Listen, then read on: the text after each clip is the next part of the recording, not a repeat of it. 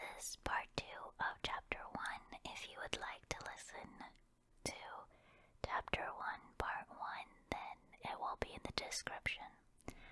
But yeah, we're just continuing off where we left off from the first video. Let's just go ahead. Okay, here we are at page 20. And like the previous video, this will be a mixture of soft-spoken whispers and regular whispers. The days ground on. The Zhu family's yellow beans were running low. The water was increasingly undrinkable, and the girls' traps were catching less and less.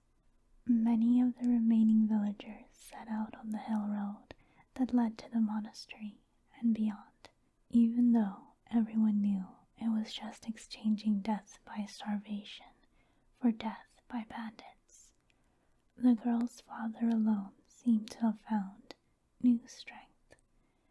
Every morning he stood outside under the rosy dome of that unblemished sky and said like a prayer, "The rains will come. All we need is patience and faith in heaven to deliver Shu Changba's great fate." One morning, the girl, sleeping in the depression she and Changba had made for themselves next to the house, woke to a noise. It was startling. They had almost forgotten what life sounded like. When they went to the road, they saw something even more surprising. Movement. Before they could think, it was already rushing past in a thunderous press of noise. Men on filthy horses that flung up the dust with the violence of their passage. When they were gone, Changba said, small and scared, "The army." The girl was silent. She wouldn't have thought those men would have come from that dark flowing river, beautiful, but always distant. Behind them, their father said, "Bandits." That afternoon, 3 of the bandits came stooping under the Zhu family's sagging lintel. To the girl crouched on the bed with her brother, they seemed to fill the room with their sighs and rank smell. Their tattered clothes gaped, and their untied hair was matted. They were the first people the girl had ever seen wearing boots. The girl's father had prepared for this event. Now he rose and approached the bandits, holding a clay jar. Whatever he felt, he kept it hidden. "Honored guest, this is only of the poorest quality, and we have but little, but please take what we have." One of the bandits took the jar and looked inside. He scoffed. "Uncle, why so stingy? This can't be all you have." Their father stiffened. "I swear to you it is. See for yourself how my children have no more flesh on them than a sick dog. We've been eating stones for a long time, my friend." The bandit laughed. Don't bullshit me. How can it be stones if you're all still alive?" With a cat's lazy cruelty, he shoved the girl's father and sent him stumbling. "You peasants are all the same, offering us a chicken, expecting us not to see the fatted pig in the pantry. Go get the rest of it, you cunt." The girl's father caught himself. Something changed in his face. In a surprising burst of speed, he lunged at the children and caught the girl by the arm. She cried out in surprise as he dragged her off the bed. His grip was hard. He was hurting her. Above her head, her father said, "Take this girl." For a moment, the words didn't make sense. Then they did. For all her family had called her useless, her father had finally found her best use, as something that could be spent to benefit those who mattered. The girl looked at the bandits in terror. What possible use could she have to them? Echoing her thoughts, the bandit said scornfully, "That little black cricket, better to give us one 5 years older and prettier." Then, as realization dawned, he broke off and started laughing. "Oh, uncle, so it's true what you peasants will do when you're really desperate." Dizzy with disbelief, the girl remembered what the village children had taken pleasure in whispering to one another, that in other, worse-off villages, neighbors would swap their youngest children to eat. The children had thrilled with fear, but none of them had actually believed it. It was only a story. But now, seeing her father avoiding her gaze, the girl realized it wasn't just a story. In a panic, she began struggling and felt her father's hands clench tighter into her flesh. And then she was crying too hard to breathe. In that one terrible moment, she knew what her fate of nothing meant. She had thought it was only insignificance, that she would never be anything or do anything that mattered. But it wasn't. It was death. As she writhed and cried and screamed, the bandit strode over and snatched her from her father.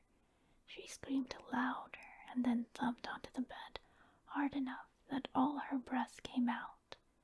The bandit had thrown her there. Now he said, disgusted, "I want to eat, but I'm not going to touch that garbage," and punched their father in the stomach. He had doubled over with a wet squelch. The girl's mouth opened silently. Beside her, Chongba cried out, "There's more here." One of the other bandits was calling from the kitchen. He buried it. Their father crumpled to the floor. The bandit kicked him under the ribs. "You think you can fool us, you lying son of a turtle? I bet you have even more hidden all over the place." He kicked him again, then again. "Where is it?" The girl realized her breath had come back. She and Changba were both shrieking for the bandit to stop. Each set of boots on flesh pierced her with anguish, the pain as intense as if it were her own body. For all her father had shown her how little she meant to him, he was still her father. The debt children owed their parents was incalculable. It could never be repaid. She screamed, "There isn't any more. Please stop. There isn't. There isn't."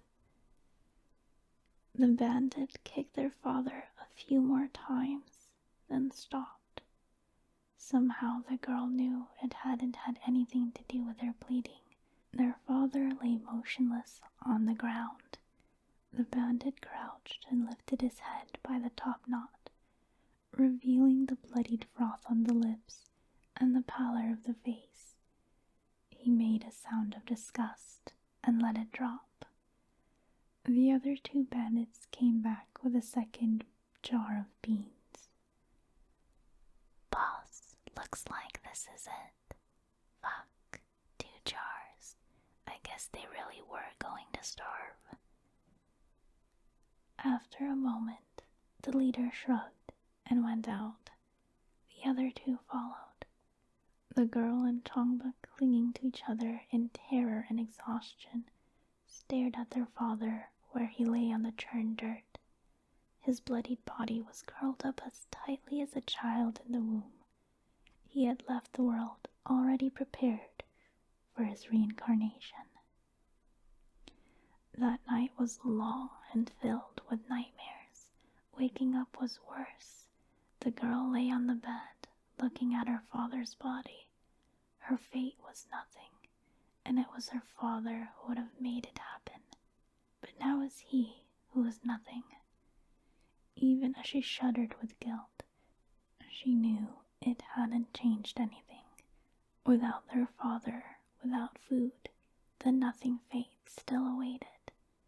She looked over at Changban startled.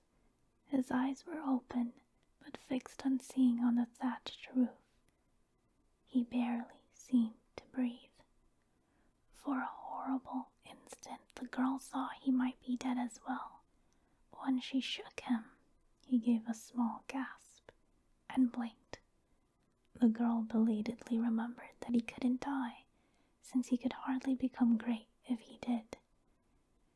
Even with that knowledge, being in that room with the shells of two people, one alive and one dead, was the most frighteningly lonely thing the girl had ever experienced. She had been surrounded by people her whole life. She had never imagined what it would be like to be alone. It should have been Changba to perform their last filial duty. Instead, the girl took her father's dead hands and dragged the body outside. He had withered so much that she could just manage. She laid him flat on the yellow earth behind the house, took up his hoe, and dug. The sun rose and baked the land and the girl and everything else under it. The girl's digging was only the slow scraping erosion of layers of dust, like the action of a river over the centuries. The shadow shortened and lengthened again. The grave deepened with its infinitesimal slowness. The girl gradually became aware of being hungry and thirsty. Leaving the grave, she found some muddy water in the bucket. She scooped it with her hands and drank. She ate the meat for rubbing the pot, recoiling at its dark taste, then went into the house and looked for a long time at the 2 dried melon seeds on the ancestral shrine. She remembered what people had said would happen if you ate a ghost offering. The ghosts would come for you, and their anger would make you sicken and die. But was that true? The girl had never heard of it happening to anyone in the village, and if no one could see ghosts, how could they be sure what ghosts did? She stood there in an agony of indecision. Finally, she left the seeds where they were and went outside, where she grubbed around in last year's peanut patch and found a few woody shots. After she had eaten half the shoots, the girl looked at the other half and deliberated on whether to give them to Changba or to trust in heaven to provide for him. Eventually, guilt prodded her to go wave the peanut shoots over his face. Something in him flared at the sight.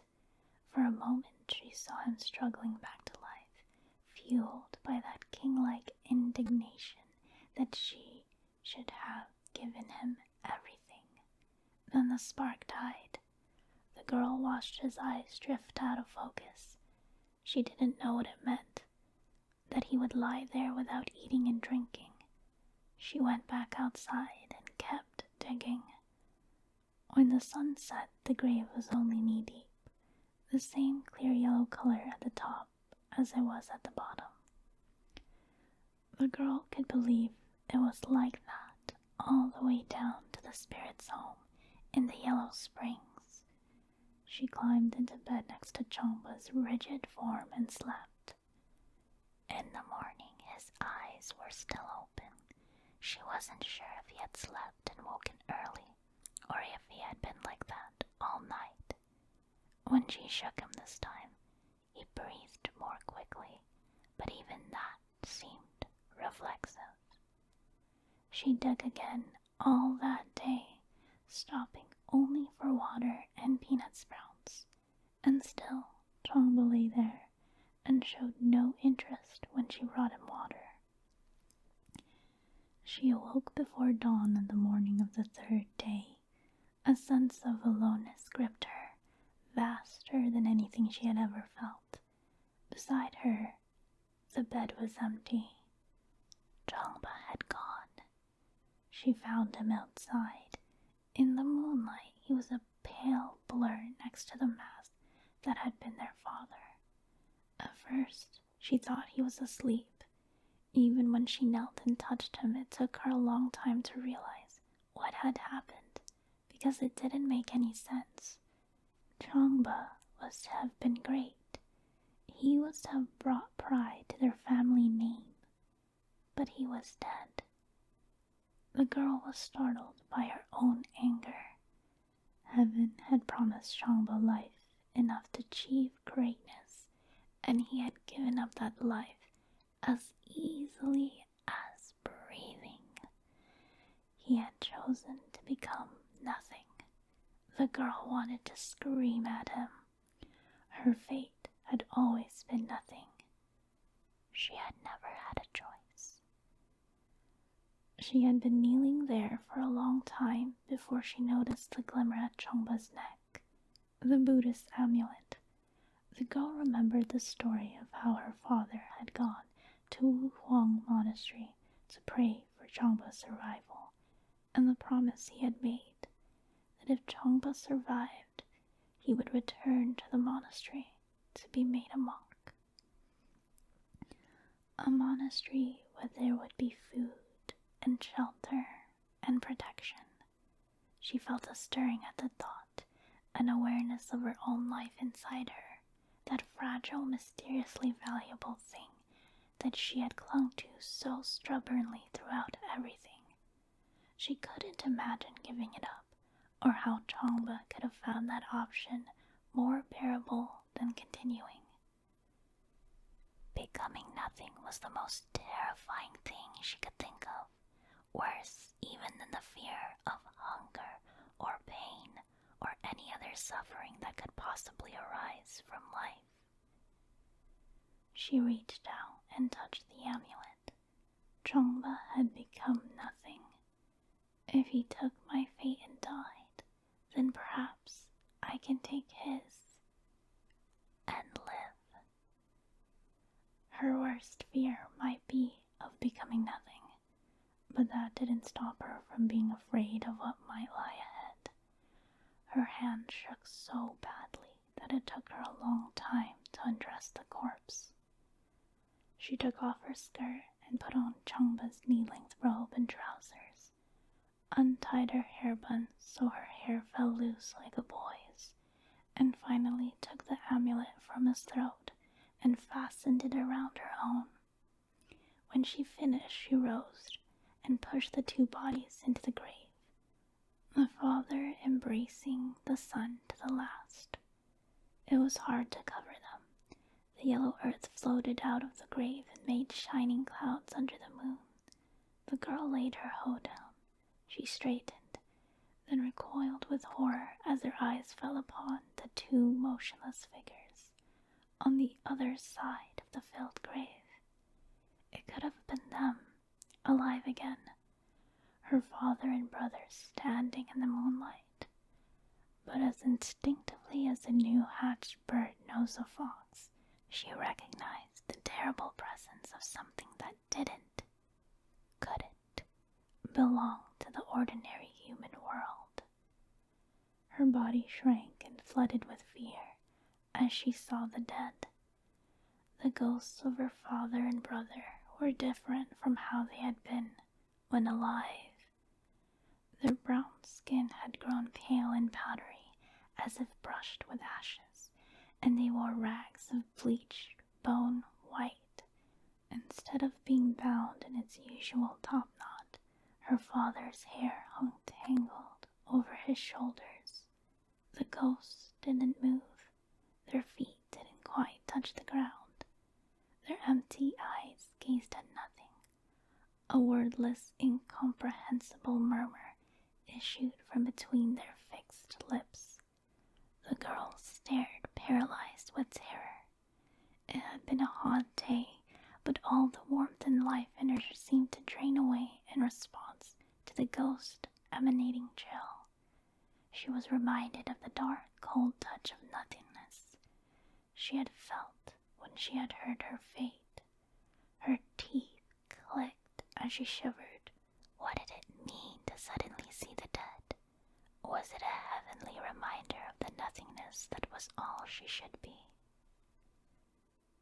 She trembled as she wrenched her eyes from the ghost to where the road lay hidden in the shadow of the hills. She had never imagined leaving Zhongli, but it was Xu Chongba's fate to leave.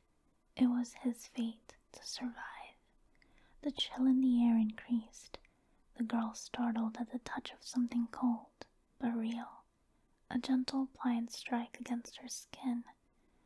A sensation she had forgotten long ago, and recognized now with the haziness of a dream. Leaving the blank-eyed ghost murmuring in the rain, she walked. The girl came to Wu Huang Monastery on a rainy morning. She found a stone city floating in the clouds, the glazed curves of its green tiled roofs catching the light far above. Its gates were shut. It was then that the girl learned a peasant's long ago promise meant nothing. She was just one of a flood of desperate boys massed before the monastery gate, pleading and crying for admittance. That afternoon, monks in cloud-gray robes emerged and screamed at them to leave. The boys who had been there overnight, and those who had already realized the futility of waiting, staggered away. The monks retreated, taking the bodies of those who had died, and the gate shut behind them. The girl alone stayed, her forehead bent to the cold monastery stone. One night, then two, and then three. Through the rain and increasing cold, she drifted. Now and then, when she wasn't sure whether she was awake or dreaming, she thought she saw chalky bare feet passing through the edges of her vision. In more lucid moments, when the suffering was at its worst, she thought of her brother. Had he lived, Chongba would have come to Wu Huang. He would have waited as she was waiting. And if this was a trial Chongba could have survived, weak, pampered Chongba, who had given up on life at its first terror, then so could she. The monks, noticing the child who persisted, doubled their campaign against her. When their screaming failed, they cursed her. When their cursing failed, they beat her. She bore it all. Her body had become a barnacle shell, anchoring her to the stone, to life. She stayed. It was all she had left in her to do. On the fourth afternoon, a new monk emerged and stood over the girl. This monk wore a red robe with gold embroidery on the seams and hem, and an air of authority. Though not an old man, his jowls drooped. There was no benevolence in his sharp gaze, but something else the girl distantly recognized. Interest. "Damn, little brother, you're stubborn," the monk said in a tone of grudging admiration. "Who are you?" She had kneeled there for 4 days, eating nothing, drinking only rainwater. Now she reached for her very last strength, and the boy, who had been the Zhu family's second daughter, said, clearly enough for heaven to hear, "My name is Xu Dongba." And that is the end of chapter 1. I hope you guys enjoyed part 2 of chapter 1. Again, if you wanna listen to the first part, it's in the description. But yeah, I don't know about you guys, but that chapter captivated me. The fact that she could see ghosts, she took her brother's, basically his life. Well, she didn't do it literally. I think he took his own life. He just gave up, and then she took his life, like his fate. I thought it was really interesting and cool, and I just like the idea of this girl living a double life, just trying to survive. And that when I first read that chapter, I was like, is she gonna do it? And it was kind of like foreshadowing with the way she knew that her brother was gonna ask for the lizard, so she had those crickets prepared, you know, in the first video, the first part of the chapter. I was like, she's very smart, like, she's cunning. So I was like, I have a lot of hope for her. And that's why I kept going. I wanted to see how far she could go as her brother Shu Changba. And another interesting thing I was like noticing about the story is we never really like find out her real name. She's only ever called girl or boy or her brother's name Shu Changba. But this whole time in this first chapter, she never revealed her name. It was never revealed, and I thought that was really interesting. A nameless heroine given a name, her brother's name. But yeah, I'm just rambling now. If you haven't fallen asleep, let me know your thoughts on She Who Became the Sun. And if you've ever read anything similar, I don't know. I just really like the story. It's very political though, in terms of its war. But other than that, I like her story. There's also a secondary storyline about a eunuch general named Ouyang that gets introduced later, but yeah. I don't know. Let me know if you want me to read a chapter of his POV. I'd be totally down to do that. Speaking of other things, if you noticed in the first video, I read the book, or I read the Kindle with it face down, and just kind of like moved my fingers up and down where I was reading general area.